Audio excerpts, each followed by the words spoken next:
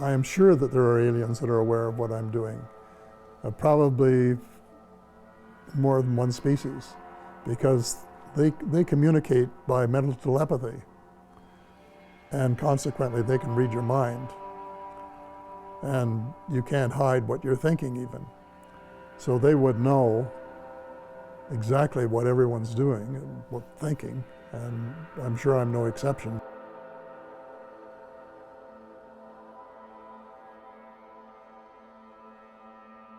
But just as children survive the idea of the Tooth Fairy and Santa Claus when they become adult, I think that tax-paying citizens are quite capable of accepting the new and broader reality that we live in a cosmos teeming with life of various sorts.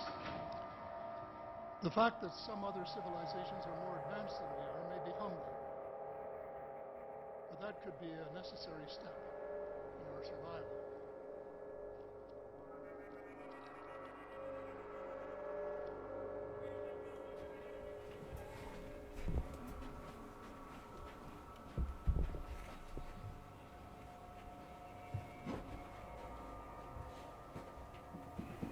It's very heavy. When was that made? 40 or 50 years ago, back when I was in my heyday. Sometime, I guess. My interest in UFOs was not very great until 8 years ago. When I was Minister of Defense, of course, I got sighting reports, but I was too busy unifying the Canadian Armed Forces to be able to worry about them. So I wouldn't say I was a skeptic. I wasn't. I was an agnostic. I didn't know whether they were real or whether they weren't. But there was a young man in Ottawa whose name was Pierre Juno, and he started sending me things about the UFO file.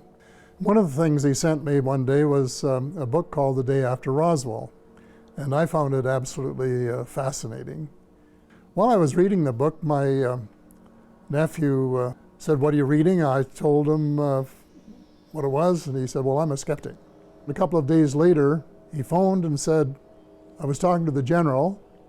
The general, incidentally, was a former United States Air Force general that he had met in his aviation career. And I told him what you were reading, and he said, "Every word of it is true and more." I phoned the general. Before I could even say hello and how are you, he said, "Every word is true and more."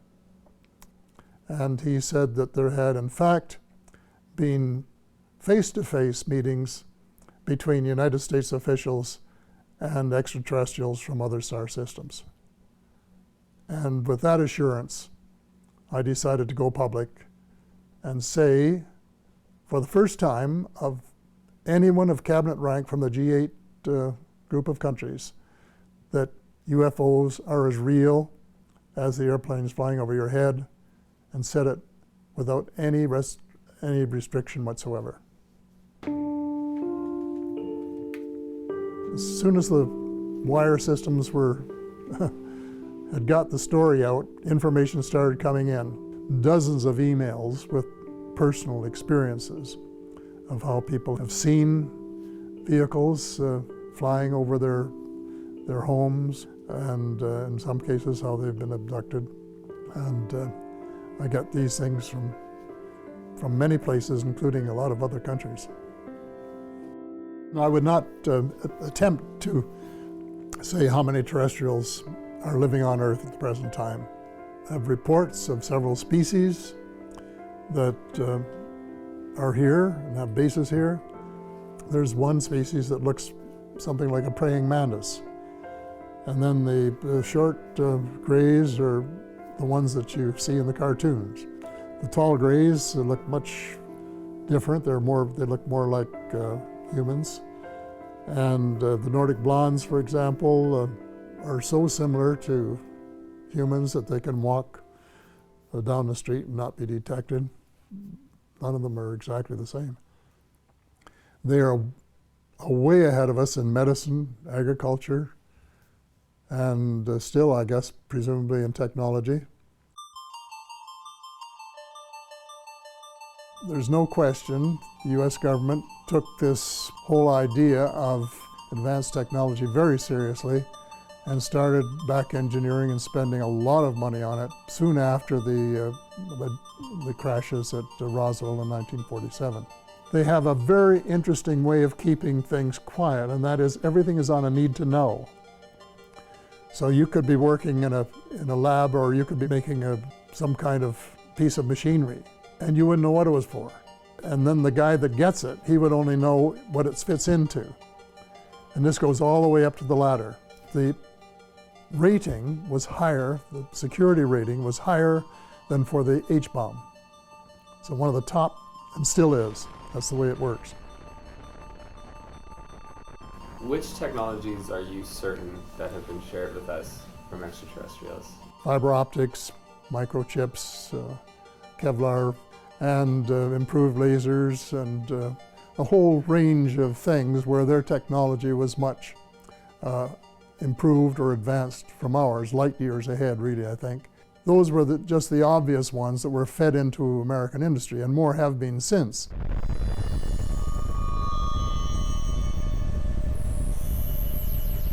There had been lots of visits to Earth, probably going back thousands of years, but the level of activity took on a new dimension after the first atomic bomb was set off at New Mexico in 1945. And all of a sudden, the number of sightings increased. And my thesis is that because they know something we don't know, and that is every atomic bomb that is put off on Earth has an effect on other parts of the cosmos. They were concerned about it. And I used this idea that the children are playing with matches. They're afraid that we're going to blow up our planet so that it would be uninhabitable both for ourselves and for visits from them. And they didn't like that idea. So they came down in larger numbers and have been taking inventory of all the American bases, the Russian bases, Chinese bases, all of the bases, doing inventories, finding out exactly where they are, where the nuclear installations, the power installations are, and all that sort of thing. For what purpose exactly, I don't know, but so that they will have the information on tap if we should start doing anything silly, that they might in fact try to intervene. And I would say, I would hope. There are a couple of well-known cases. There was one in western United States where a UFO was looking at their intercontinental ballistic missiles and putting them out of action. And this was despite precautions and fail-safe devices that were designed to make sure that that never happened. So this, of course, was a matter of great concern to the United States Air Force, and they spent months and months investigating it and trying to figure out what they had to do to, if possible, to protect the invulnerability of their bases.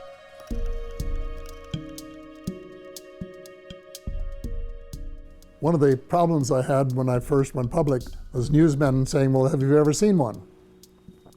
And I said, no. And then they said, well, then we can't really take you seriously. But my first actual sighting, I was at my place in Muskoka a couple of years ago for Thanksgiving. My wife Sandra said, going out to look for stars. And here was this very, very bright star right out over the bay. We both looked at it, and all of a sudden we saw it change location in the sky by 3 or 4 degrees in 3 or 4 seconds. Well, stars and satellites and airplanes don't do that. They can't do it. And it was a tremendously interesting experience, and one, of course, that confirmed my beliefs that they are real.